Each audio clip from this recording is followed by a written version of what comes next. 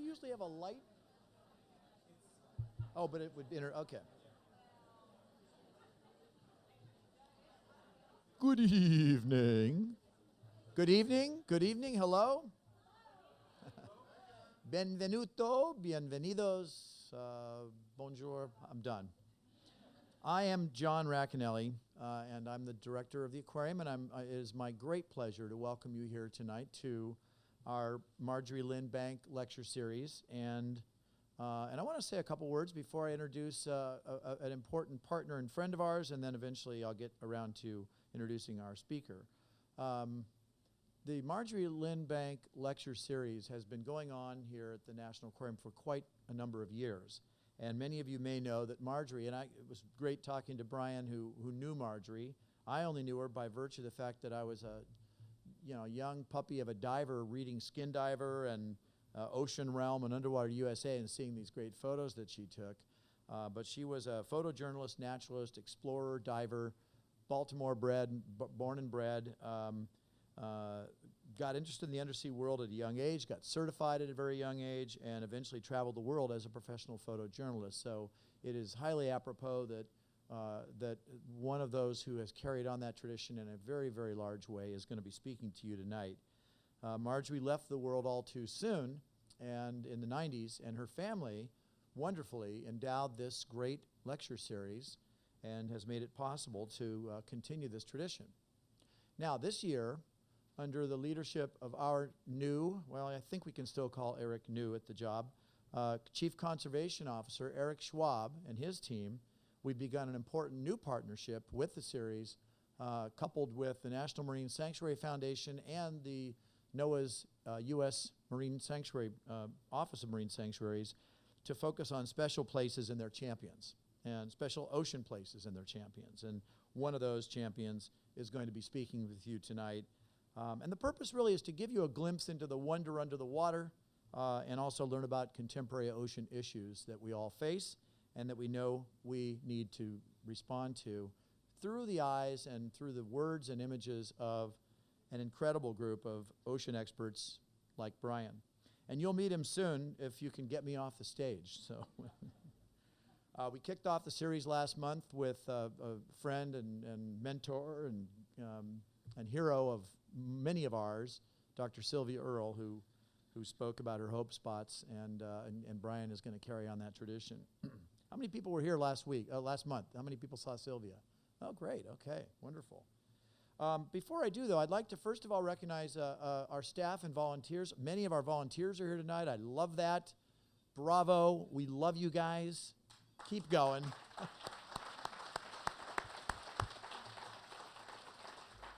And we've also got one of our board members for the National Aquarium in Baltimore, and that's Jim Shea. Give a wave, Jim, and his wonderful partner, Sarah. And the last thing I wanted to say was that, well, I'll talk more about the upcoming talks in a little while, but before I introduce our speaker, I'd like to invite a good friend whose institution has been a huge and important friend to us and to our world for a long time, and that is the Smithsonian Museum, National Museum of Natural History. And Barbara Stauffer is Public Engagement Strategist, Chief of Temporary Exhibitions, and she's going to speak for a few moments about one of my most favorite museums on Earth and an amazing exhibition that's now going on there. So would you join me up here for a moment, Barbara?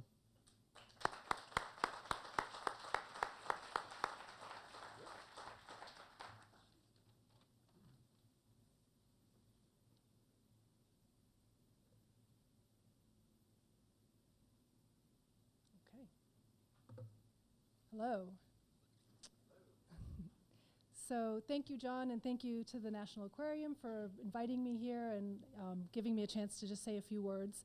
What I'd like to do, or the reason I'm here, is because I had the great fortune of working with Brian on an exhibition. And that exhibition is now on view at the Museum of Natural History. And I'm here to encourage you not just to go see the exhibition, but also to participate in it, take part in it. Now, I will say that the exhibit will be up until 2015. We're not entirely sure when in 2015 it will close. And 2015 may seem like a long time away, but if you're like me Time will rush by, so don't delay. Go see it. It's really wonderful to see Brian's photos kind of blown up, large scale, in our Sant Ocean Hall. And an important feature of the show is that you can contribute to it as well. When I first met with Brian to talk about doing the exhibition, I just knew from talking to him, I just knew that he would be willing to try some things out and a great person to work with. And he did work with us.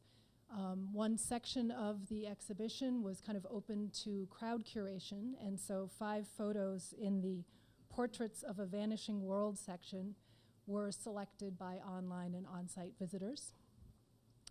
In addition, that section features a screen with a rotating gallery of images, all of which have been submitted to our Flickr group and then selected by Brian and some of the exhibit team.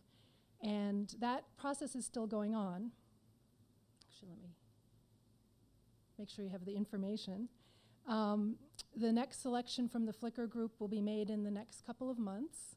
And at this point, I'd just like to make sure that everybody knows of this opportunity, encourage you to submit photos, encourage family, friends, neighbors to do so as well. And for all you know, who knows, your photo might be in the exhibit gallery. So it's been a wonderful pleasure to work with Brian, and it's a delight to be able to display his photos at the museum. And I hope that you'll come see the exhibition, submit some photos, and continue the dialogue with Brian, National Aquarium, and with us in the next coming years. Thank you.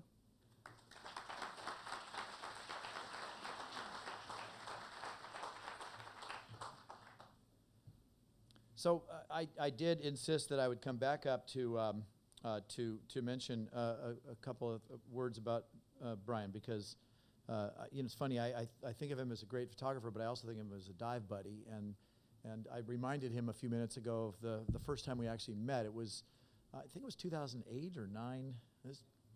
And it was off of the Yucatan in a place called Holbox. Has anybody here ever been to Holbox, Mexico? Holbox actually means, in Maya, it means black hole. And when I first heard that, I thought, uh-oh, that's kind of sounded like a really uncomfortable place. But it's really just named after the cenotes, the sinkholes, which we now think of as blue holes.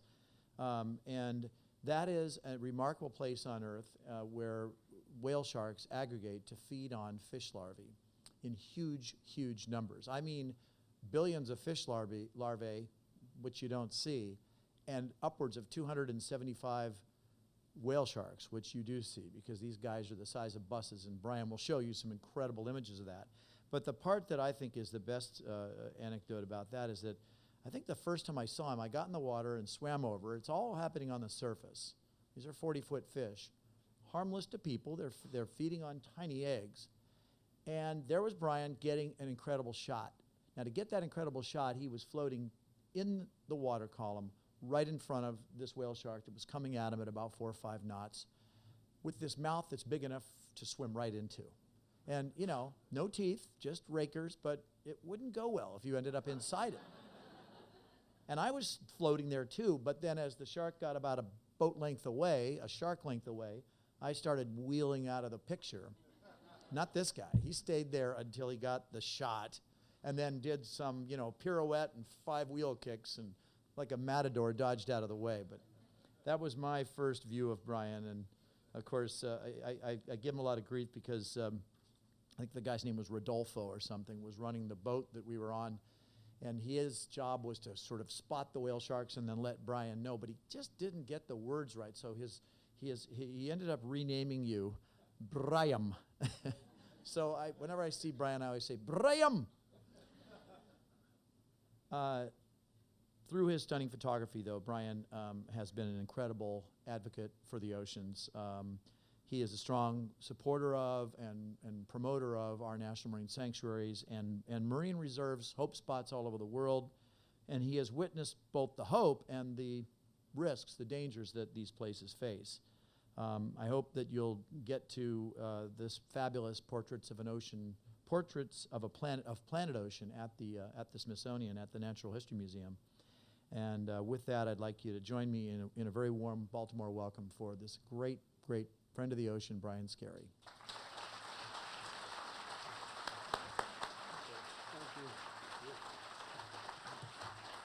Thank you. Well, thank you very much, John. Thank you, Barbara. And thank you all. Everyone ready to go for a swim? You know that's part of the deal, right? That after the talk, we're all going to do a little dive in the harbor. Or the harbor, as I say from Boston. Actually just flew home to Boston yesterday from Mexico. And Boston, of course, is not only my home, but you may know it's also home to the world champion Boston Red Sox.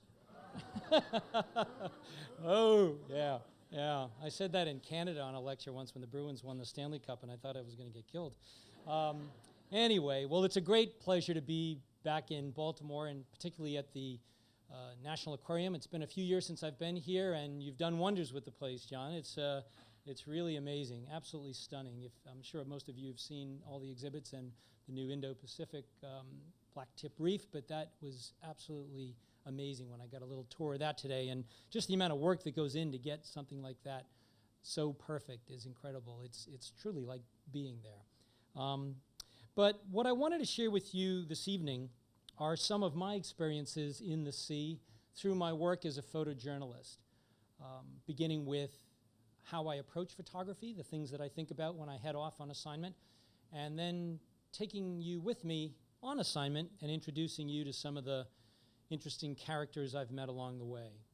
Talking about the animals here. The other characters will have to wait for a different lecture. But, you know, I suppose like many photographers, when I first began, I just wanted to make beautiful pictures of the places that interested me or the animals that interested me. But there's been somewhat of an evolution in my career in that over time, I began to see a lot of problems occurring in our world's oceans, things that may not be evident to most people unless you're slipping your head beneath the waves on a regular basis. You might not know about these things. So as a journalist, I felt a sense of responsibility and a sense of urgency to begin turning my cameras towards these things. So I wanted to share some of these problems in the ocean this evening as well. But I also wanted to end with hope, because I do believe there is plenty of reason for hope and that it's certainly not too late. So the title of the program is Ocean Soul, which is also the name of my latest book, my monograph, which I think we'll have here later. But, you know, whenever I have a captive audience, I like to begin with pictures of myself as a child. I'm sure that's all why you all came here tonight, to see this kind of stuff. But this is actually where it sort of all began for me, you know, when I was about 5 or 6 years old in my parents' backyard swimming pool up in Massachusetts, dreaming about becoming an ocean explorer. Incidentally, I think something happened when we scanned this old photo. The date at the bottom should say August 87. But in any case, it was around this time in my life that I was watching Cousteau documentaries, reading National Geographic, and being inspired to explore the ocean. But as I was preparing this talk for this evening, it occurred to me that some other things inspired me around this time in my life as well. Things like comic books, especially Aquaman. You know, I mean, that just seemed like the perfect career, right? Traveling around the world, riding on the backs of giant seahorses, saving the planet. So maybe if not consciously, then subconsciously, I just wanted to be a superhero, or at least have a job where I could dress like one. Like this, you see. This is me in my snazzy camouflage wetsuit up off of Cape Breton, Nova Scotia, thinking I was going to sneak up on a leatherback sea turtle, which was not a good idea. But anyway, well, being a National Geographic photographer, I didn't mention, but I've been working for National Geographic magazine for about 16 years. And being a geographic photographer is really all about exploration and storytelling, which for me is what my work and what Ocean Soul is all about as well. You know, as I mentioned, I was captivated by the sea as a child. And from those very first dives I made as a teenager, I fell in love with not only the sea, but with exploration and discovery of life within the sea. As you may know, Earth's oceans remain largely unexplored. So for a journalist and a photographer, it really is the perfect place to work, because there's always amazing stories waiting to be told. Not that long ago, I was being interviewed by another magazine, by a photo magazine, and one of the questions the interviewer asked me was, what did I think the most important photograph ever made since the invention of photography? Well, there was a temptation, of course, to pick one of my own, but what I said was this.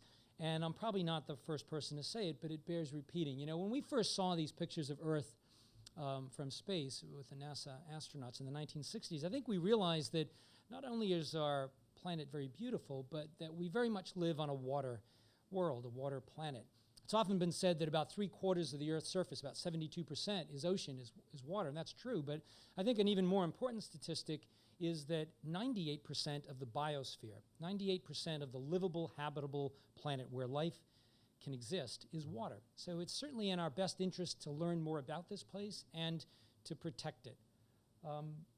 My work then, in Ocean Soul, is about exploring this watery world photographically. It's a personal story about trying to figure out what's going on down there, trying to peel back the layers of mystery that exist with ecosystems and animals and try to make sense of it all. And incidentally, is it just me or does anyone else think the fish on the cover of this book looks like J. Edgar Hoover? Don't you think? Just a little? But I digress.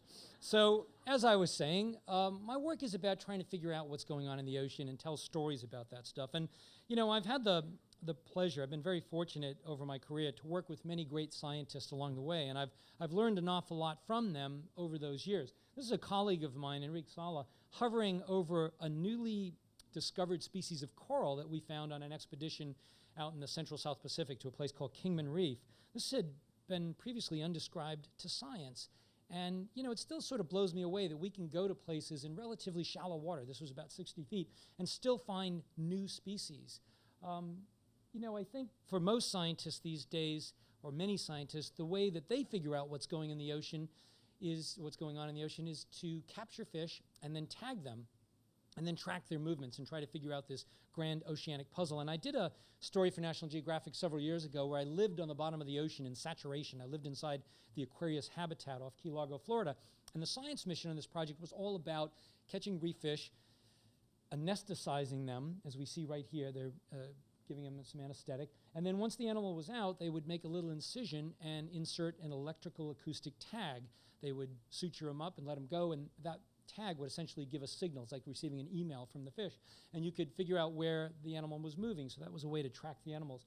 And, you know, as I was photographing this, there's a scientist sort of reviving the fish, swimming as it gets water over its gills. I couldn't help but laugh. I could just imagine the next day, this fish out on the reef, you know, talking to one of his buddies saying, no, I'm certain I have a chip in my head. They probably form little abductee support groups out there, you know, on the reef. But I kid my scientist friends about this stuff, but it really does pay great dividends in terms of science. But, you know, for me as a photographer, I've sort of learned that the best thing that I can do in terms of trying to figure out what's going on down there is to just spend time in the ocean and observe. Just watch what's going on and try to make sense of it all. Now, for those divers in the audience, you know that there are many challenges, of course, for spending time in the ocean. We can only spend as much time as that air supply on our back will last. And even in tropical places like this coral reef in the Pacific, there are going to be thermal considerations. You will get cold eventually. And photographically, there's a lot of challenges as well. You know, our cameras have to go inside underwater housings, cases that don't allow us to change lenses or compact flashcards, film. So we're relegated to whatever we take in the ocean. But despite those brief forays into the sea, I've learned that if I can just spend time, things will be revealed. You know, so many times I find myself going off on assignment to a place I've never been before, and I don't really understand what's happening. There's sort of just chaos all around me. There's fish swirling all about, and I don't really know where to begin. But what I've learned to do to tell these stories visually is to focus on one scene or one behavior at a time that sort of leads me into these worlds. It could be a simple thing, like a little yellow goby living inside an abandoned soda can that I found, like this one in Suruga Bay in Japan. Or it could be a delicate butterfly fish being cleaned up in the water column by a tiny little wrasse. You know, inevitably, all of these things are happening all around me, and I just need to zero in on one at a time to begin making order out of chaos. In my book, Ocean Soul, I write that I believe my most important role remains as artistic interpreter of all that I see and as a storyteller. I need to understand the science, but what I want to capture is the poetry. The ocean, to me, is like a giant kaleidoscope. You know, it's always moving with color and gesture and light and grace. So the perfect picture for me in the ocean is one that sort of combines some of these artistic elements along with behavior. It could be a school of surgeonfish feeding on a faraway reef in the Pacific at dusk, or it could be a single animal like this blue shark that I photographed near my home in New England. I went into the water that particular day wanting to make a picture that showed this exquisite form that nature has sculpted these animals to have. I always thought of these animals as looking like an aircraft with a long, slender fuselage-like body and these pectoral fins like the wings of a big glider. This particular blue shark had a little parasitic copepod, a little parasitic pelagic hitchhiker attached to its dorsal fin that day, adding a little splash of color to the otherwise blue and black background. Well, one of my more recent stories in National Geographic was a story about the Mesoamerican reef. And it was really about these things, about storytelling through photographic discovery. And we begin here with a photo of the barrier reef proper in Belize. The Mesoamerican reef is the world's second largest barrier reef system after the Great Barrier Reef in Australia. But this one winds through 4 countries. It goes through Mexico, Belize, Honduras, and Guatemala. And the story that I wanted to tell was that it was much more than a reef, that this was a series of interconnected ecosystems that are all very interdependent on one another. I wanted to show the whole as a sum of its jewel-like parts. So I wanted to work in these 3 different ecosystems that are all connected. And the reefs tend to get all the attention, particularly when you're in the company of charismatic megafauna like these Caribbean reef sharks that we see here. But reefs need other places to survive as well. They need mangroves. There's a picture of a little seahorse just inches below the mangroves in Belize here as well. And mangroves, if you don't know about mangroves, these are places where trees grow out of the ocean, and it's a very shallow water area. It's a natural nursery to juvenile animals, to baby animals. Very, very important in the overall scheme of the reef. And both of those places, mangroves and reefs, need seagrass beds as well. If you just spend time in any one of these places, you'll sort of see animals ebbing and flowing between them. They move, during the time of the day. They go places to feed, but they need all 3. So we can't just protect one or just focus on one. And my story also focused on some very special wildlife events, things that happen like what John was referring to, this aggregation of whale sharks. This is off a place called Isla Mujeres in the Yucatan of Mexico, and it's the largest gathering of the largest fish in the world. There's about 400 whale sharks that come here in the summertime to feed on fish eggs and plankton. This is an aerial photo that shows about 6 of them. And if we drop down from the high altitude in front of the business end of one of these animals, this is probably the picture John was talking about, where one of these whale sharks is sort of coming at you with big open mouth. But as he also mentioned, not much to fear because they don't eat people. They just eat plankton and fish eggs.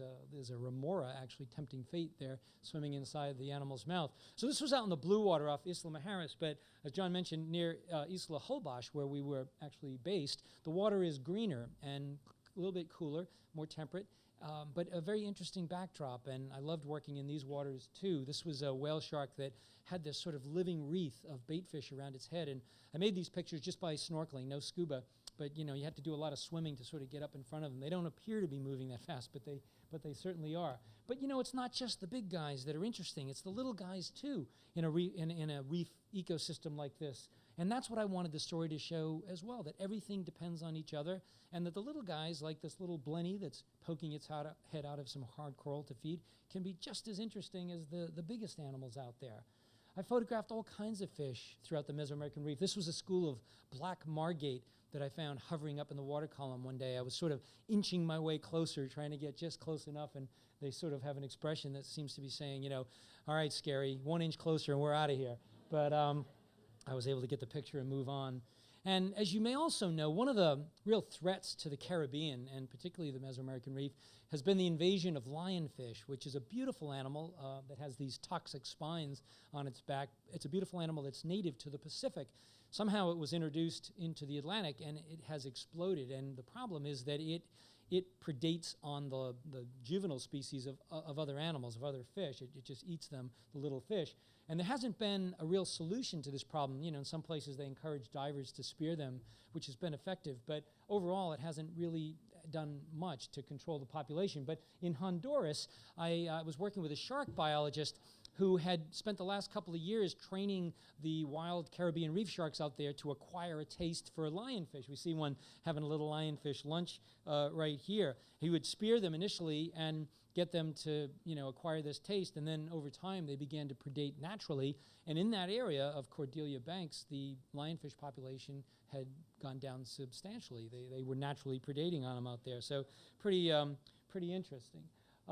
There's also an event that I wanted to photograph in the country of Belize off a place called Gladden Spit that only happens for a few nights each year. It's a spawning aggregation of snapper.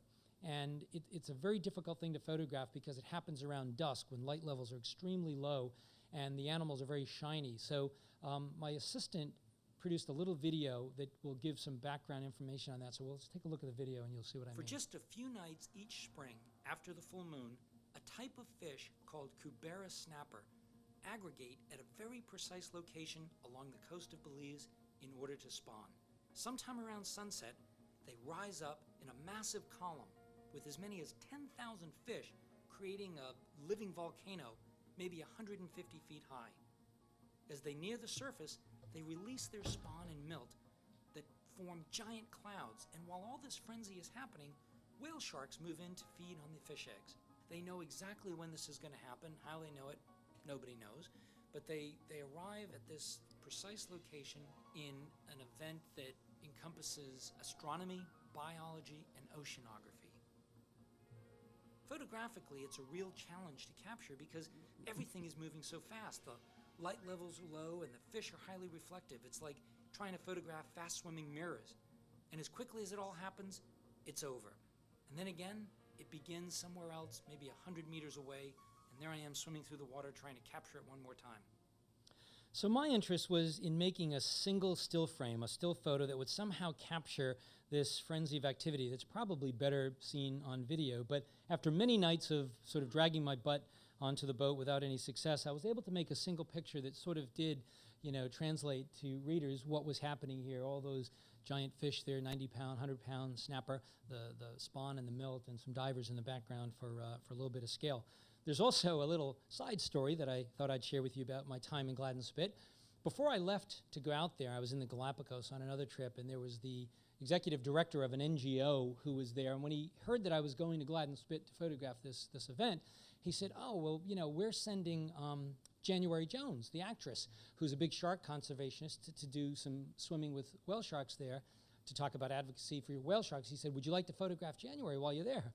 So I said, well, yes, I would. I said, but I'm going to be on assignment for National Geographic, so I really can't do that. So for those of you who don't know January, she's the actress on the TV show Mad Men, and she's done feature films, of course, in Hollywood. So I had my own little sailboat out there, about 60-foot sailboat, and I was anchored up one day with my crew, and sure enough, January comes out in her boat, and she comes over and introduces herself and says, would you like to, come back to a private dinner tonight? I'm hosting back on land. To which I say, no thanks, January. I should really stay out here with my crew. So this is all the evidence we need, I believe, to prove that 35 years of diving is detrimental to the human brain. Anyway, moving on. So those spawning snapper that we saw actually do pick a very precise place in the ocean to engage in that procreative dance. And the fertilized eggs then get taken by currents and brought inshore to mangroves. This is a mangrove just very, very close in shallow water to where that mating event took place. This was a very calm morning, kind of a mirror reflection on these mangrove roots, the trees growing out of the water. But those are the baby snapper. These are the baby snapper that hatch here in sort of a protected place where there's no big predators to really come in and harm them. And as they get a little bit bigger in the months to come, they'll go out in the reef and compete as an adult. But, it all works very, very well together. It's a well-tuned machine, and when any one part gets out of whack, then things begin to fall apart. I also worked in some deeper water mangroves out here, kind of a spooky place. But it was very interesting. This particular day, I think it had rained the night before, and there was sort of this interesting freshwater lens up near the surface that created kind of a three-color tricoloration to the background. And, places like this that are deep water are not only home to the little guys, the little juvenile guys, they're also home to some bigger guys like these saltwater crocodiles that I photographed in some of these lagoons and mangroves as well. This is the American crocodile, which is actually an endangered creature because of loss of habitat. But, diving with or swimming with saltwater crocs is not like anything else. It's not like sharks or anything. These guys, when they get a bead on you, when they see you, you are food to them, and that's just it. And it's days like that I'm especially thankful that I always hire assistants that I can swim faster than. It's kind of a prerequisite, actually. But that picture was made at the edge of a mangrove near dusk where the water was sort of dark. But I found a place in Mexico, Banco Chinchorro, where the crocs came out a little further away and the water was clearer. And there were tarpon and baitfish and snapper and much more interesting. This was about a 9-foot saltwater croc here, perched up on that little grassy area, which leads us to the next of these 3 key habitats, the seagrass beds. And, you know, these are places that divers often sort of just swim over to get out to the reef. But I would encourage divers to spend a little time here because they can be quite interesting. This is another very calm morning where the mirror reflection of these little silver sides, the baitfish, were reflecting up above. But I had one of my greatest encounters out there. These are animals. This is the rainbow parrotfish that we saw earlier, now feeding out there. So, you know, they do feed and they're critical habitat.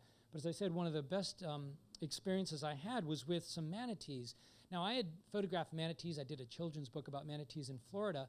And those animals are much more acclimated to humans. They're much more accustomed and have become urban animals. But in Belize, they're still quite elusive and don't usually come close to humans. But this one particular morning, I found a very tolerant mom and calf here that sort of allowed me into their world.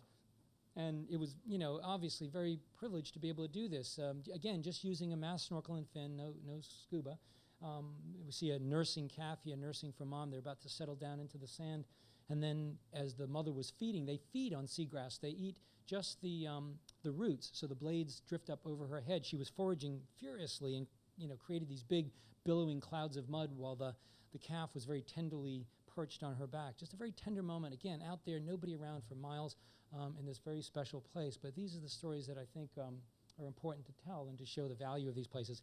Another story that I did not too long ago in National Geographic was a story about seamounts, which are underwater mountains. And we don't know a whole lot about seamounts, but we do know that there's far more mountains in the sea than there are on land, and that they are incredibly biodiverse areas. They have a tremendous biodiversity, largely because of upwellings, you know, oceanographic currents, because currents sort of bang into them in the middle of the ocean, and they create all these beautiful areas for nutrients. So there's a lot of animals, and we wanted to do a story to show the value of protecting these places because they're now being targeted by fishing fleets that are going down miles deep to catch fish that we know almost nothing about.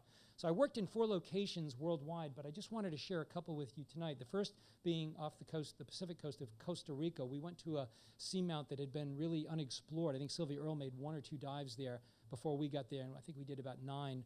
And we were using this little submarine. The summit of the seamount is at about 500 or 600 feet, so it was all done with submersibles and ROVs. And I put together another little video that my other assistant did to show some of what happens on this project. It was just a 10-day project from soup to nuts, and we only had 7 days on site, shipped down about 60 cases of equipment to assemble and hope that everything went well.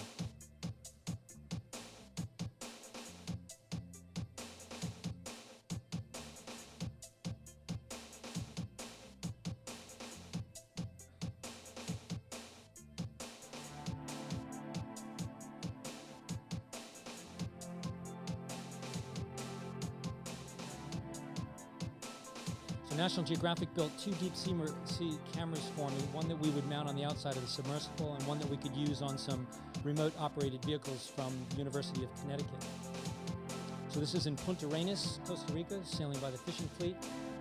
And we were absolutely blessed with fantastic weather, which almost never happens for me, but on this trip we had just really flat, calm seas for 7 days.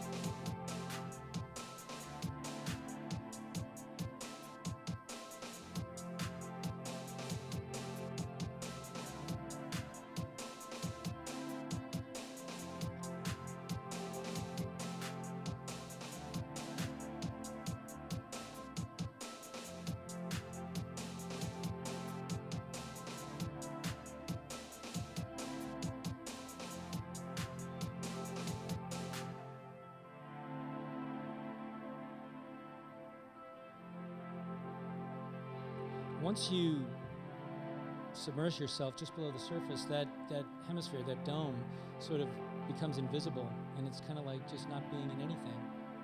The inside of the sub is air conditioned. It's a little tight, but otherwise you're quite comfortable. Some of the jellies and ctenophores and things we would see on the way down.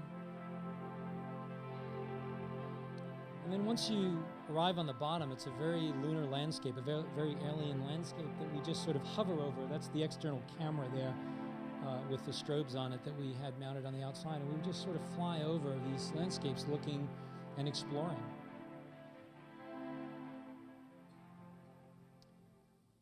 So this is a photo that my assistant Lou Lamar made of me inside with Dr. Greg Stone from Conservation International. Greg was the writer on this story. And as we're beginning our descent on one of these dives, which would take several minutes to get down to the summit, as I said, it was unexplored, so we never really knew what we would see. Using the camera that we mounted on the outside was quite a challenge. I had to control it from a laptop that literally sat in my lap, and I would have to open individual windows to adjust my aperture or my shutter speed or the output on the strobes, the left and right strobe. So it was a little cumbersome, and I had to work sort of in concert with the sub pilot, effectively using the submarine as a 7-ton underwater housing. Which meant it wasn't very fast. You know, I couldn't shoot many animal pictures, but we did find quite a healthy population of these deep water sharks called prickly sharks, which I'd never seen before, but they seem to be quite common on this site. This was about a 10-footer down there, but I guess since there's no scale, I could say it was a 30-footer. But in any case, but on day number 4 of our 7-day expedition, I was in the sub, and we discovered what appeared to be the extinct caldera of a dormant volcano, this sort of cinder cone that was coming up. This is Greg Stone looking at one of the walls of that caldera that had collapsed, but the ROV Gila from the University of Connecticut is in the background exploring it as well. So I had this idea in my head. I wanted to make a picture of the submarine sort of descending into that opening of this dormant volcano, and I would have to do that with the ROV, which meant I'd have to be back on the ship about a quarter of a mile away. The 2 vehicles would be down at about 600 feet, and I'd have to work with an ROV pilot to sort of get everything right. And we were able to sort of do it. This is the sub deep sea beginning to enter into that caldera. This is the picture that was used as the lead picture in the story in the magazine and the cover in a number of countries. But we lit it from inside too. I had some lights inside to illuminate Dr. Larry Maiden from Woods Hole and Greg Stone in the sub, and I was up on the ship trying to do this. And, you know, it was like a 3-dimensional chess game because there were currents down there, and I was on a radio to the pilot saying, you know, turn this light on, turn that light off, and try to get it all right. But in the end, it ended up working. I think those guys were down there for about 3 hours. It was the first time they used the pee bag on the sub, so we're kind of proud of that. But and then they settled down here, kind of a bird's eye view on that place where that wall collapsed. But you know, this is the future of ocean exploration. About 95% of the ocean remains unexplored, so it's going to be this kind of stuff and beyond that we're going to be doing in the time ahead, which means it's an exciting time for ocean exploration. So from the Pacific coast of Costa Rica, we go to about 100 miles off the coast of San Diego, California, to a place called Cortez Banks, another seamount, actually more of a mountain range out there. It's a place that's quite infamous for bad weather. It's where they historically or regularly have 80 to 100-foot waves where surfers like Laird Hamilton go out there to surf these 80-footers. But again, we just somehow, divine intervention, we had great flat seas. And as you approach Cortez Banks, that's all you see is that little buoy on the surface. And as you get closer, the sea lions use it as a haul out. So we get a big male bull California sea lion here with his harem. And so it was alive. But if you poke your head just a few inches below the surface, it comes alive underwater too. It's a kelp forest ecosystem, and the kelp just grows right up to the surface from about 60 or 70 feet below. These are some half-moon fish, planktivores, that were feeding up near the surface on plankton. But if you drop down, you know, to the very bottom, it's like an enchanted forest, this amazingly beautiful garden. It was one of the first days I was out there. We had about 100-foot visibility. And even on a calm day like this, there's always a bit of surge, so I'd sort of wrap my leg around a rock or something to hold steady to make some pictures. But it really was like being in a storybook, you know, going through the pages of a storybook with this stunning scene. A very primal sort of place as well. This is an animal known as a Pacific torpedo ray, a relative of the shark, but this guy can deliver a 45-volt jolt of electricity, actually, so you don't want to get too close to them.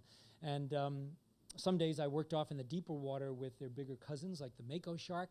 This was a stunning female mako that spent about an hour with me out there in the blue water one day. Really beautiful animal. Those are parasites on her dorsal fin there at top. But back on the seamount proper, I saw stuff that I hadn't seen before. This was something called surf grass, which is a type of grass that only grows in areas of high current, which is indicative of a seamount, which again, as I explained, is part of the reason the biodiversity is so great. And these fish are called sheep's head, which were common along the California coast, but from friends of mine who live there, they say you never see them this big anymore. They've all been fished out, so you got to go 100 miles offshore in order to find anything like this, which was quite beautiful.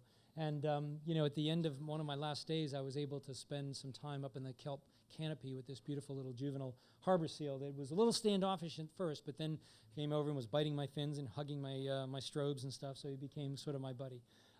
Having experiences like this is really addictive. I sometimes think of my career as just being one string of extraordinary encounters after another. And even after 35 years of diving and 16 with the magazine, I never cease to be amazed at what I see out there. I know that if I go out to sea or spend time underwater, I will see extraordinary things. But in the years that I've been doing this, I've also begun more frequently to see some horrible things as well. And as I mentioned in my opening remarks, things that may not be apparent to most folks. So I feel it's important to tell those stories as well.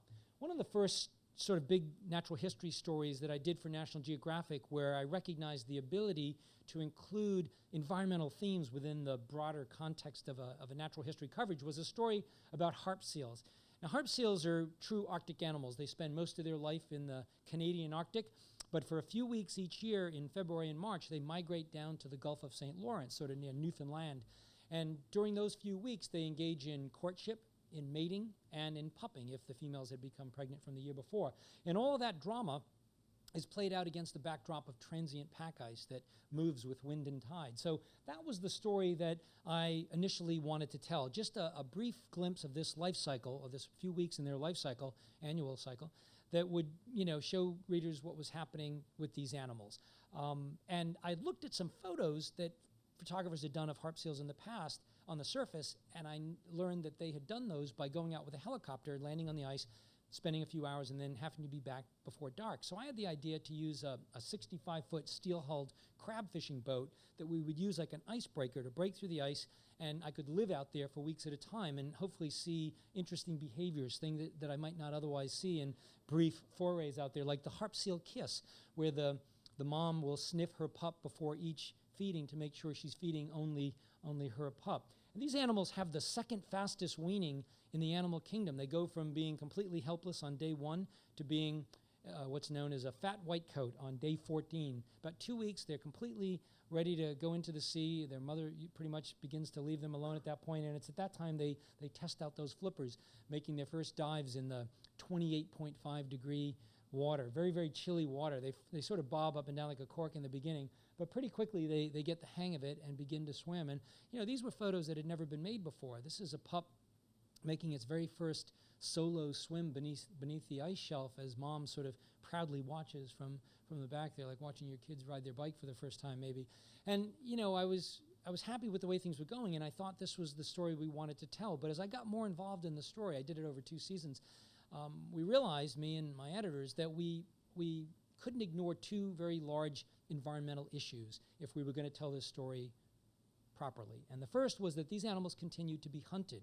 It's actually the largest mass hunting or slaughter of marine mammals on the planet, with hundreds of thousands of seal pups being killed just for their coats, so that hats and mittens and jackets can be made. They use this hackapec to kill them, and they wait just till the white coat is shed at about 15 or 16 days old.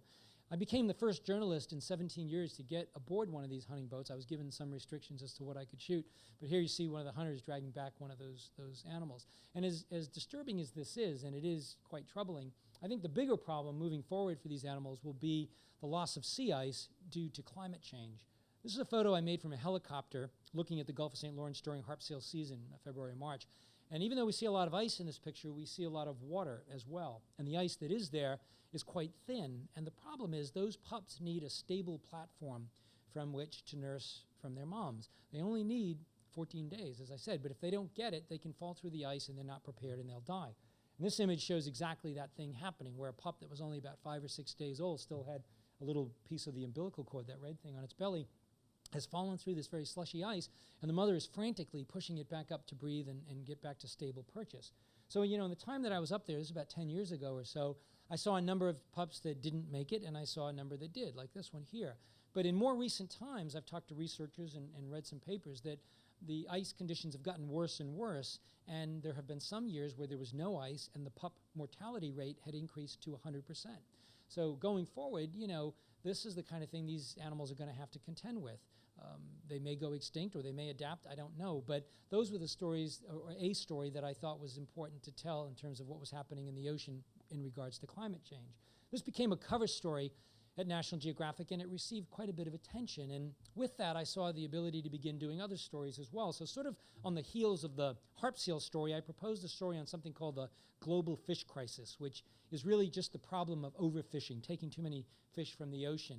And I came to this story for two reasons, really. One, because I had personally seen far fewer fish in the places I used to see many, but I also, around this time, read a scientific paper that was published in the British journal Nature that stated that 90% of the big fish in the ocean have disappeared in the last 50 or 60 years, post-World War II, because of industrialized commercial overfishing. We're talking about the sharks, the billfish, and the tuna.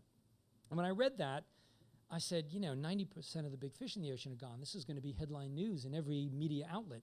But it really wasn't. It didn't get much play. So I proposed it to the Geographic, and the editors embraced it. And then it was a question of how am I going to tell this story. And I spent about 2 years on it, but I knew that I didn't want it to be like a traditional underwater pretty picture story. I wanted it to be more like war photography. I wanted to go out and make pictures that showed readers what was happening to marine wildlife around our planet, that this was not like other things that we eat, other forms of agriculture, that this was the harvesting, if we can use that word, of wildlife. It's really unprecedented in many respects. But one of the key components or foundation elements of this story that I thought was essential was what I called wildlife appreciation. I wanted people to have some appreciation for the animals that we might be consuming. I think when we go to a restaurant with friends and somebody orders a steak, we all know where steak comes from, and somebody else orders chicken and we know what a chicken is. But when you're eating bluefin tuna sushi, I wondered how many people had any appreciation of the magnificent creature that we're consuming. This is a school of bluefin that I photographed in the Mediterranean off Spain. I actually have a story in the current issue of National Geographic, the March issue, on bluefin, just on bluefin tuna. But these are animals that have no terrestrial counterpart. There's nothing like them on the planet. These are animals that continue to grow their entire life. If we weren't so efficient at catching them, there'd be 30-year-old bluefin out there that weigh a ton. But they don't get anywhere near that big these days. These are animals that can generate heat in their body, effectively a warm-blooded fish. And because of that, they can swim practically from the equator to the poles in search of their prey. They crisscross entire oceans in the course of a year. They've been studied by naval engineers for torpedo design, but they swim faster than a torpedo. They were revered by cavemen who painted pictures on their walls, and early philosophers like Plato wrote about them and mused about their wanderings. And today, they're on the verge of extinction because of this lust for sushi. This is the Tsukiji fish market in Tokyo, where every single day, 365 days a year, the tuna are stacked up like cordwood and auctioned off. I got special permission to do this, but as I wandered around and looked at what was happening there, it sort of occurred to me that the ocean is not a grocery store. We can't continue to take at these unsustainable levels and expect everything to be okay. It won't be. It won't be okay. I also wanted to show some of the methods that fish are caught, because again, it's not on people's radar. It's not what we think about, but it's very different than other things that we eat. This is the most common method of fishing in the world. It's something called a trawl, a trawl net. And this one's a bottom trawl that was being used in Mexico to catch shrimp. And the way this works is you've got a big net with floats at the top and a lead-weighted line on the bottom and two big steel doors on either end. And this entire assembly is towed behind a boat, and when those doors meet resistance with the water, it opens the mouth of the net. And as you can imagine, it's very effective at catching whatever the intended species is. But as you can also see, it's very effective at indiscriminately catching everything else in its path. And because this is a bottom trawl, it's scraping the bottom. It's effectively clear-cutting the precious benthic level, where all this other stuff is living down there that they don't want, but they're going to catch in the process. The shrimp just get tossed into the net along with everything else. This is a photo that shows the fisherman's hands holding the shrimp that he caught after towing that net for 1 hour. And all those other animals in the background, those are dead on the deck of his boat. That's called bycatch. These are animals that have no commercial value, that are caught in the process and will be thrown back into the sea as trash. So this is the true cost of a shrimp dinner in many parts of the world, about 7 or 8 shrimp and 12 pounds of other animals that die in the process. And to make that point even more visual, I swam under the shrimp boat as they were shoveling that bycatch back into the sea and photographed this cascade of death. You know, animals like guitarfish and bat rays, baby flounder that only an hour before were alive on the bottom of the ocean. So this is what I wanted readers to understand. I also spent time while working on this story in the shark fishing industry because I wanted readers to have some grasp of the fact that today on planet Earth, even in 2014, more than 100 million sharks are killed every single year. Think about that number, 100 million sharks. We can't kill 100 million apex predators and expect any ecosystem to be healthy, because it won't be, and it's not. But as I went out to photograph this component of the story, I sort of wrestled with the notion of how do you make a picture of a dead shark that will resonate with readers. You know, I think there's still a misconception that sharks are dangerous or monsters or the only good shark is a dead shark. So I photographed a number of images that were technically fine and would have worked in the story, but it was one morning when I jumped in the Sea of Cortez and saw this thresher shark that had just died in a gill net, and its eye was still open. And because it's a pelagic animal, lives out in the open ocean, it had these huge pectoral fins. And as I began to frame it up in my camera's viewfinder, it sort of struck me as a crucifixion. And I thought that maybe this would give some empathy to that issue of 100 million sharks. It actually became the lead picture in the cover story in 2007. But it's had a life beyond that. It's been used by conservation groups. And 2 years ago, I actually received a call from the president of Chile who wanted to use this in a PowerPoint presentation to his government. And I learned later that year that Chile had banned shark finning. So I think these are the kinds of pictures that the conservation movement needs. We're visual creatures, and we respond to these kinds of pictures, I think, if we can just, you know, produce them. Around the same time, I did another more celebratory story about sharks because I love sharks. I love photographing them, and I wanted to use this as a vehicle to also hammer home the need for conservation. But I wanted to photograph several species, and I looked at the globe, and I realized that there wasn't many places on the planet where I could go to photograph sharks in terms of multiple species because they were in real trouble. But I ended up going to the Bahamas because the Bahamas was a place that, due to its natural geography, lent itself to many different species of sharks, but it also was a place that was very progressive in terms of protecting sharks. Recently, they've actually protected all sharks throughout the Bahamian waters. At the time I was doing the story, there was several levels of protection in place. But what I wanted to do is, you know, show readers the value of sharks. I began my coverage at the world's most popular dive resort, a place called Stewart Cove's, owned by this guy in the chainmail suit, Stewart Cove, that, you know, gets about 50,000 divers and snorkelers to come to his place every year. And the reason he gets so many is because he does these shark encounters where you can go down in shallow water and he'll feed the Caribbean reef sharks that come in. And, you know, you could argue that feeding wild animals is not a good idea, and I would certainly agree with that. But it wasn't that long ago that they were killing sharks here, so maybe as sort of a transition step, this might be an okay thing.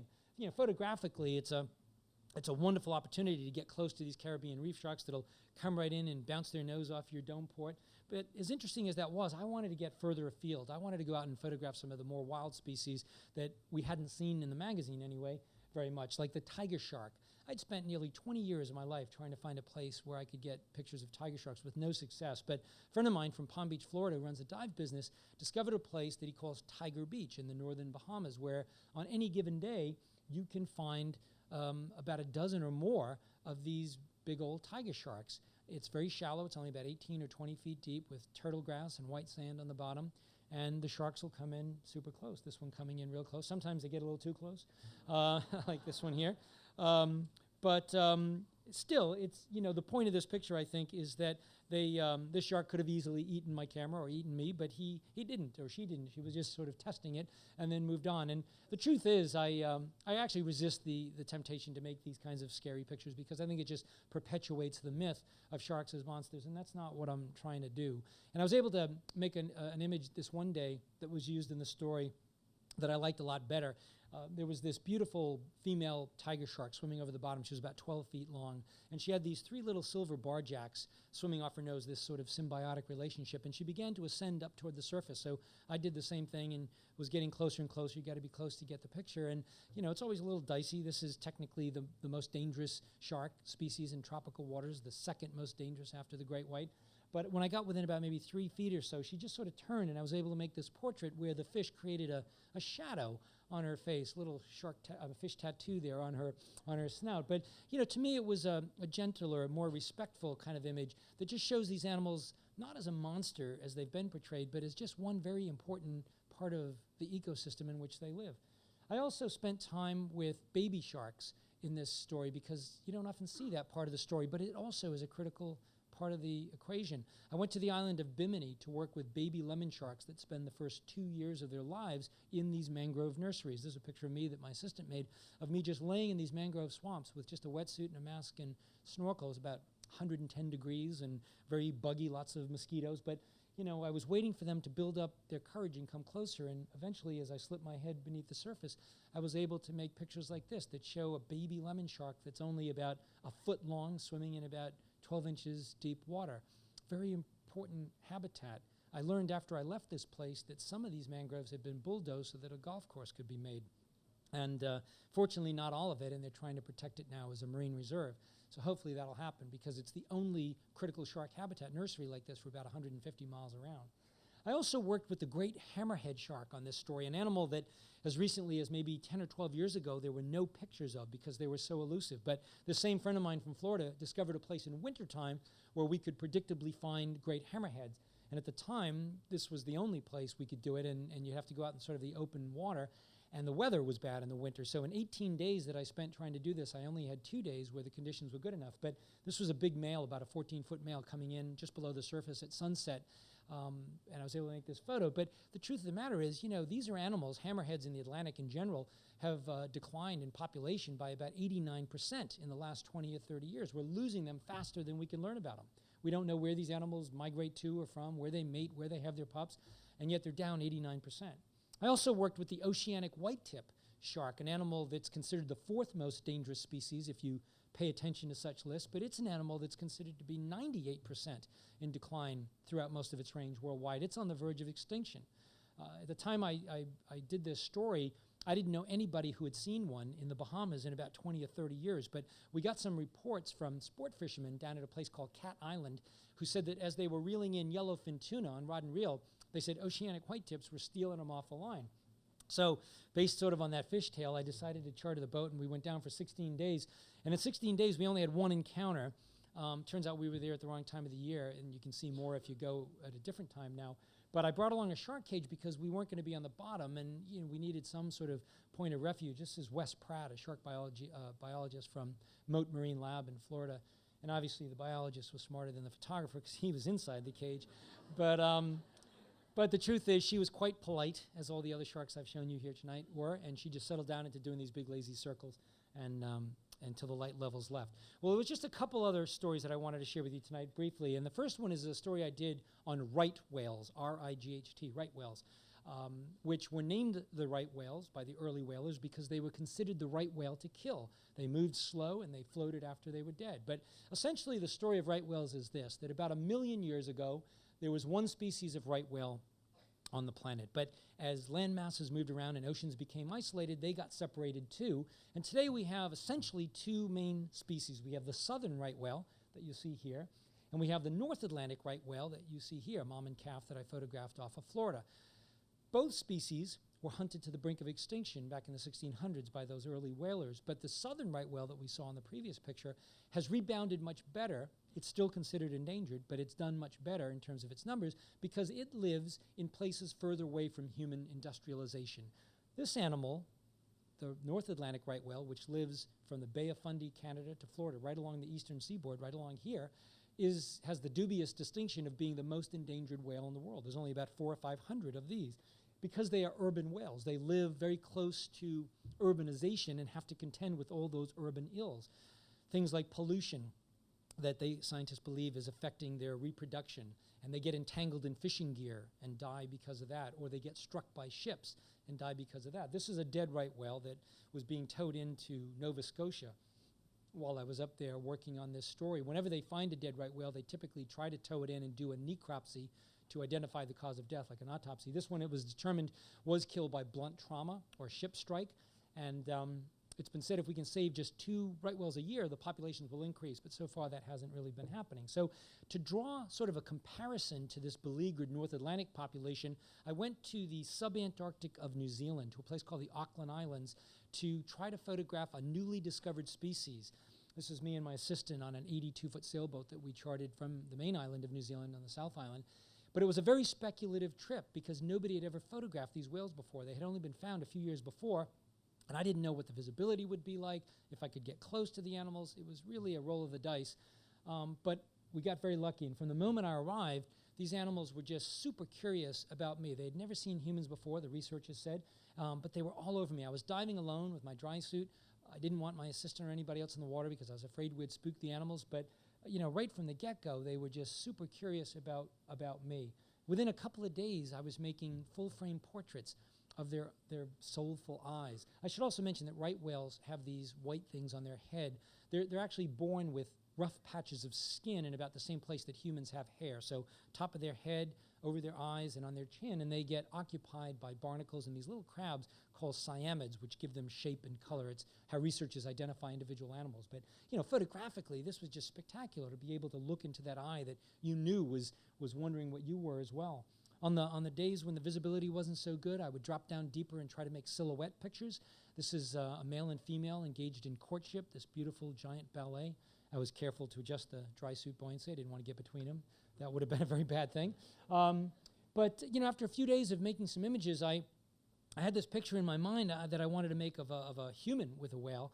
And I asked my assistant to come in the water with me on that day, never knowing if the whales would cooperate or what would happen. But as if on cue, this 45-foot, 70-ton right whale just swam down and spent about 2 hours with us that day. It was absolutely off the scale, better than any of my wildest dreams as a young boy, I can remember swimming over the bottom, and I had maybe 110 pounds of equipment on, and I was swimming and looking through the viewfinder and shooting and hoping I wasn't screwing it up.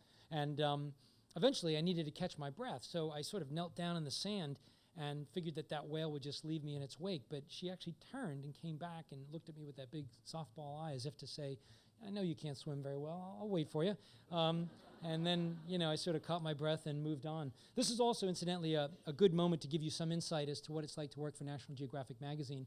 When I got back on the boat and, the rest of I spent 3 weeks down there, I got back to the main island of New Zealand. I had to sort of shift gears. I flew to Honolulu, Hawaii. I was getting on a research ship to go out for another 3 weeks on a coral reef story expedition. And I was in my hotel room getting ready to check out, and I got an email from my editor, Kathy Moran, back in Washington. And it was very cryptic. She just said, so Brian, how did you do with the whales? So I all very proudly wrote back. I said, well, Kathy, I think we got some stuff that nobody's ever seen before. And I attached the JPEG of this picture, sent it off to her. And I was anxious to get to the boat and check out of my hotel. But I was waiting for this email that I was certain was going to heap all this praise on me. And finally, I got this sort of very cryptic email back that just had 5 words that said, what else do you have? So, so it's not always quite so romantic. So I wanted to end tonight with a story of hope. I talked about in my opening remarks that 98% of the biosphere where animals can live on our planet is ocean, but less than a fraction of 1% is actually truly protected. Truly protected. Think about that. On land, we have many more national parks and protected places, but the ocean, which gives us life, 3 out of every 4 breaths that a human takes comes from the sea, the oxygen. And yet, we've not treated it very well. So I think if we want a healthy ocean, and by virtue a healthy planet, we need more marine protected areas, hope spots, sanctuaries, all of these things that we need to do, and that we are beginning to do, but it's been slow progress. So around the same time that I did that global fisheries story, I wanted to do a solution story, and I did a story on the value of marine protected areas. And I went to the country of New Zealand, and they were, at that time and still are, quite progressive in terms of protecting their EEZ, their exclusive economic zone. And I really wanted this story to be just about a few things. I wanted it to be about abundance, about diversity, but mostly about resilience. I wanted to show that if we protected places in the ocean, they will come back. And when I first arrived there, I met with this gentleman, Dr. Bill Ballantyne, who was a Brit, born in London, but moved early in his career to New Zealand. And he's sort of the father of marine protected areas. He's a mollusk scientist, so on any day when the weather's good, you'll find him on his hands and knees collecting data at this little place on the North Island called Goat Island, which is just not really an island, it's a rock off the coast there. But it was back in 1972 that Ballantyne somehow convinced the New Zealand government to protect this place as the first MPA, the first marine reserve. And I still don't know how he did it, because he had to fight everybody. He had to fight commercial fishermen who certainly didn't want any kind of regulation. He had to fight sport fishermen because a lot of people used to go here to fish off the rocks. And he even had to fight his fellow scientists, because this was a popular place where the university would go to collect specimens. But somehow he did it. And he told me, he said, Brian, when we protected it in 72, we thought that certain things would happen. For example, we thought certain species that had been overfished to the brink might return, like the New Zealand snapper that we see here. And they did. They returned both in size and in number.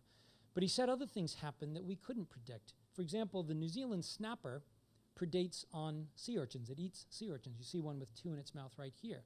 Well, sea urchins eat kelp. So when the fish were wiped out, the urchins went crazy and ate all the kelp.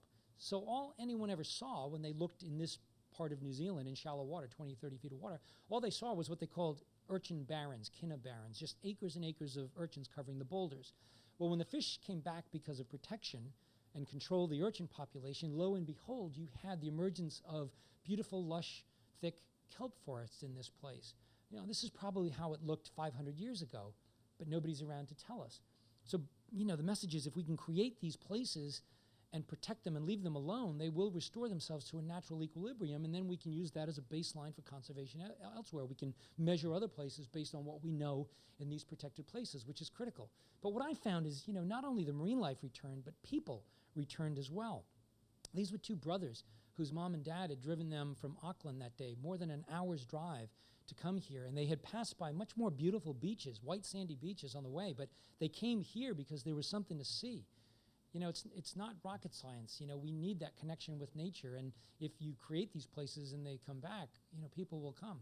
In fact, Ballantyne told me a very interesting thing. He said that in 1972, at the time that they protected this, about 3,000 people a year would go to this place, Goat Island, and most of them went there to fish off the rocks. And when they protected it, all the newspapers in New Zealand had big headlines that said, "Nothing left to do at Goat Island," because they figured if you couldn't go fishing, there was nothing left to do. Well, fast forward now to today, 40 years later. Not 3,000 people, 300,000 people a year go there. 300,000 people go there just because there's something to see. Everywhere I worked in these marine reserves, I saw the same thing. In the South Island, in a beautiful place called Fiordland, it's a very shadowy sort of Lord of the Rings place where mountains have rivers that flow into the sea. This is the Camelot River.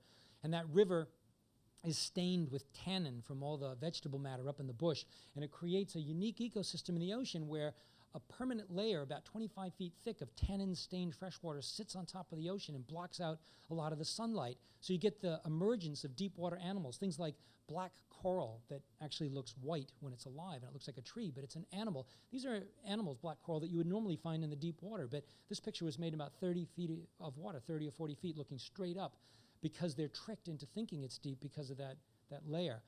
Animals like sea pens, a type of coral that can move around. This picture made it about noontime or 1 o'clock on a bright sunny day, but looking horizontally, there's no ambient light.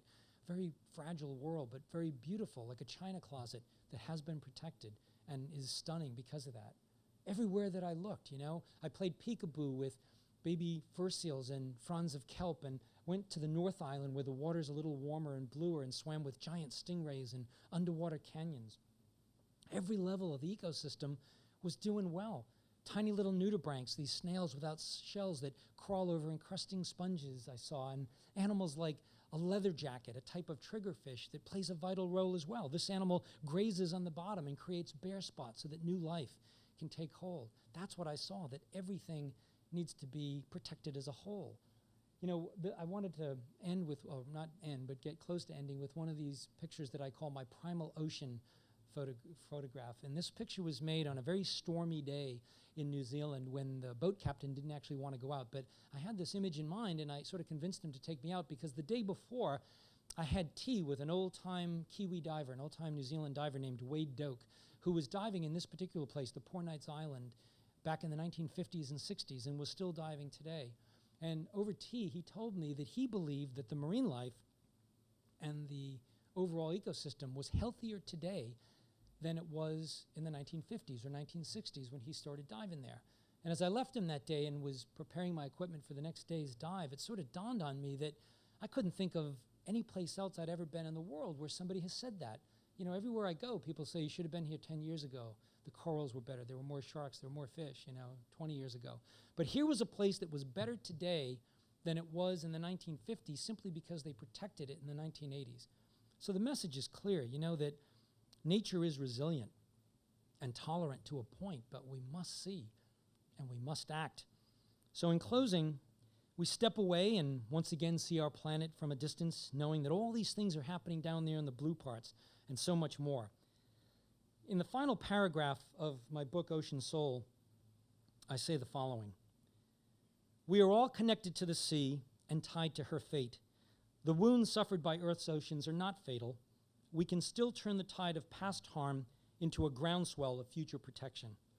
Scientists have described what is happening to the heart of the sea. Images reveal her soul. With both as our guides, we can serve as vigilant guardians of the sea, and she will again thrive. I remain hopeful that her siren song will echo loud and clear and continue to seduce men and women of future generations to leave the safety of the water's edge and explore. Thanks very much.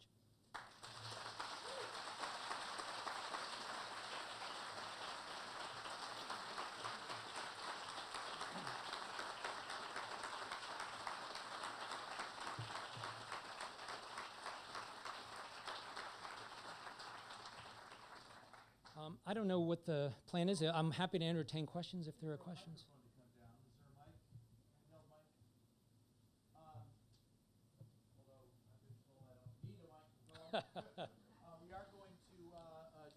We're going to take a little time for some questions. We want to leave enough time, though, for Brian to be up in the lobby and actually sign some of his books. So if you want to get his book, it is available upstairs, right? And so we'll probably take time for 3 or 4 questions if people would like to pose a question to this incredible guy who just put together those were some pretty good snapshots, weren't they? Thank you. Okay, why don't I let you take charge of that?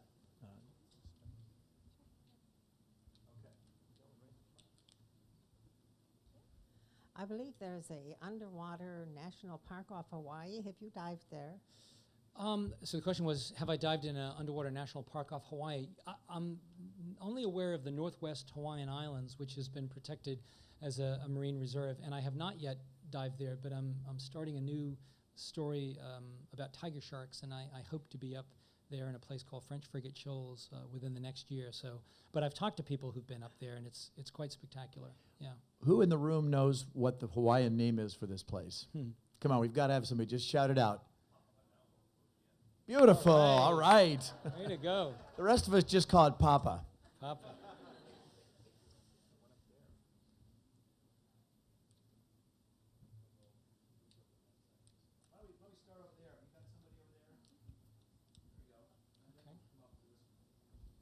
I was just curious, with the 300,000 visitors at Goat Island, is that impacting the area at all? That's a great question about the impact of 300,000. To my knowledge, no.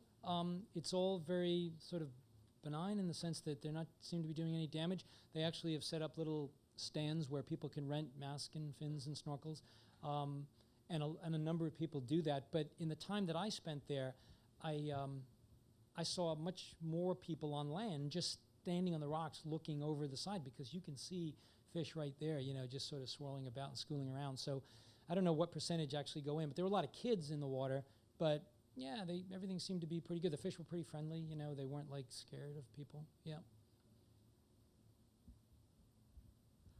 I read an article recently that said half of the tuna that we order in restaurants isn't even tuna. So I was wondering, with the lack of information about our source of seafood, what the average consumer can do to limit the negative impact they're having. And I was also wondering whether you eat seafood. Oh, yeah, great question.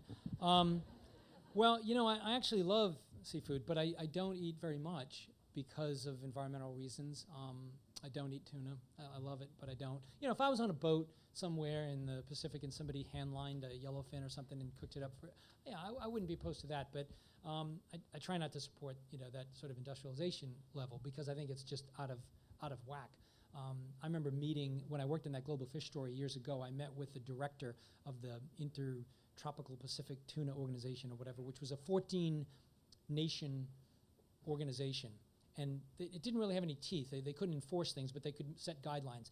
And I met with the director at that time, who was an Australian guy, and I never expected him to say this, but he actually came clean and told me that he had recommended that they cut their quotas at that time by 50%.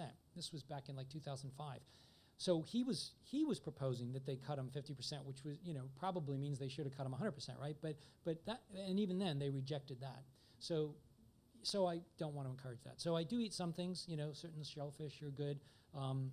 Some wild caught things like salmon, Alaskan salmon, if I'm in the Northwest or whatever, no problem. And I also think that there is a lot of progress being made with aquaculture. I was always sort of, had a bad feeling about aquaculture, but I've got a new story coming out. It'll be in the June issue of National Geographic about aquaculture, and we focused mostly on the good news and as a solution, methods that are effective.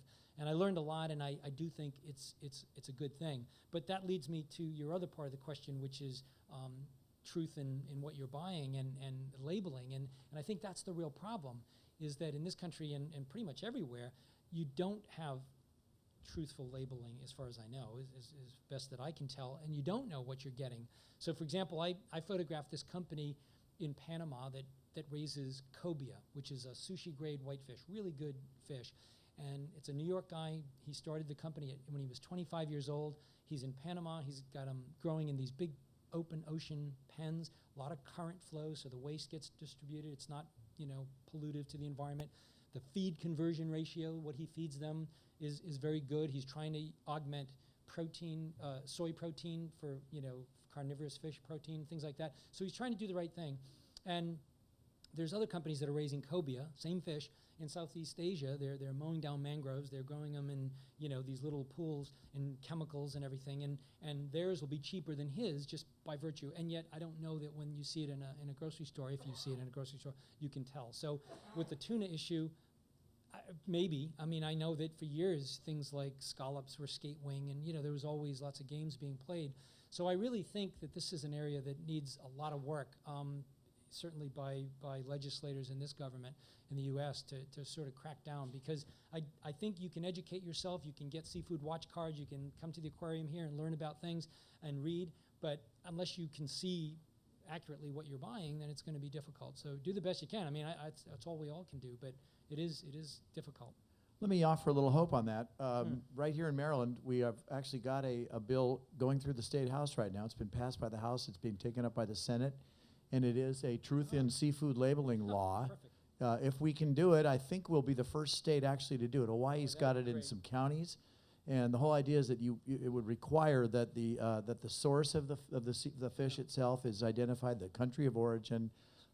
What else, Laura? The species, the actual.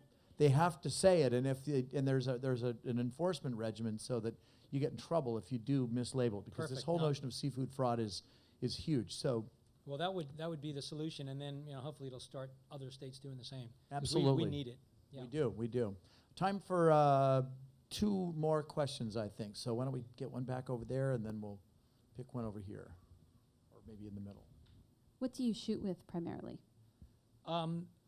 Camera-wise, it's all I shoot with. I'm a Nikon shooter, so I use Nikon D4 cameras. They just came out with the D4S, which means, got to spend more money.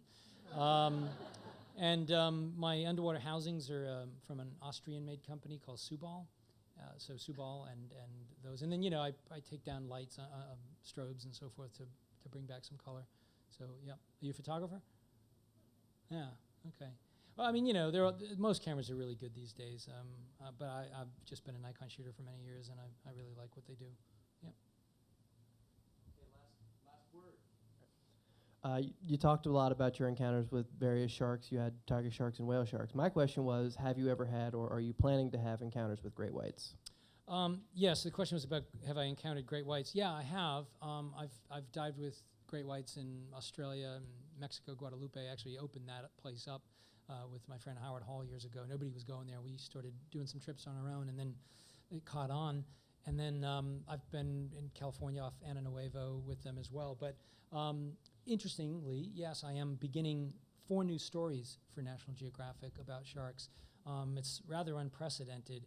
And the plan right now is to publish them all in 2016 consecutively, 4 months in a row. So it'll be like 4 of the top 5 predatory sharks, and the last one in August of 2016 will be about great whites. And you know, there's some really interesting science. What I want these stories to do is sort of peel back the veil on these animals. I want to celebrate them as very complex creatures that are essential. You know, we need predators, and we can't kill 100 million of them, but by showing some of the new science, some of the new data on their migrations and their specialization, how long they live, where they, you know, go, and all these things, we still don't know very much, but the little bits that we're learning is proving fascinating. So I think that, combined with it's being an interesting time for photographic technology, means we should be able to do a good story. So we'll see.